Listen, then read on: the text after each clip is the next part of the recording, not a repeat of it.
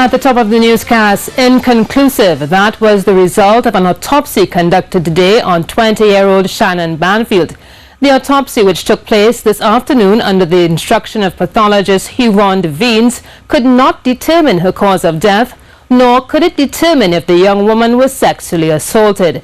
The young woman went missing on Monday. Her decomposing body was found some 3 days later after employees at IEM and Company on Charlotte Street investigated a foul stench in the building.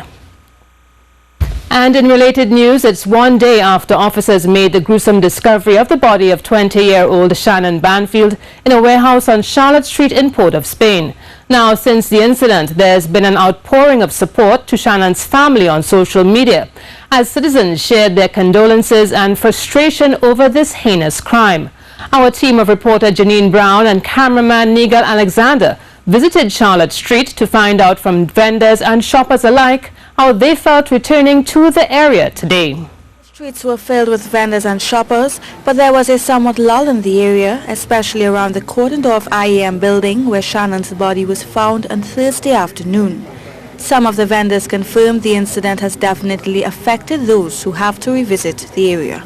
Besides feeling upset, we're feeling unsafe because to walk in a store and something like that happen, we have to be very, very careful. And we really had to know what it is going on. We want to really know what went on in that store. It didn't say for children walk into that store. They could easily be led into a dark room or something and be killed. Oh God, this is Port of Spain. What really going on? We want to know what really going on. We need to know what went on in that store with that young lady. Well, I feel real hurt inside. Really to know what happened. Because you don't know what kind of friend they have. Friend is scary and they bring it back. Some shoppers understandably declined our invitation to speak on the issue, but others echoed the concern of safety. Scared actually. Real cautious. Do you normally frequent Charlotte Street? Yeah. You took any more precautions today? Yes, we did. We would normally walk. You're just conscious of who's around, you know. You're walking, but you're looking. Yeah, so I guess that's all you could do. I mean, just try it. But I feel sad about it because I am a young woman too, and I have a daughter.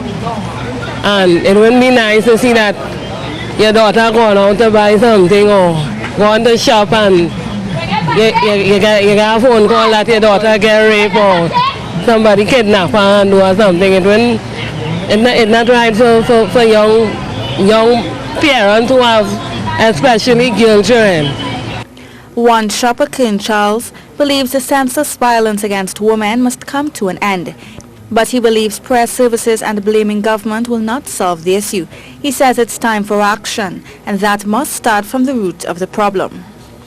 Women, our society cannot protect the woman and the child is very terrible. You understand? And women are to be respected and be protected. I mean, they are the most vulnerable in society, they are the most against defense, and they have to be protected. So we have to respect women. Start teaching the young children from young boys to start respecting women especially. The lists of comments and outrage seem to be growing on social media since the news of the discovery broke. There's a call for those who want to see change to meet and strategize. Some have even called for a boycott of the store where Shannon was found, but most just want to see the killing end. Police have since detained 2 men for questioning in connection with the young woman's murder. Janine Brown, C News. Blind here.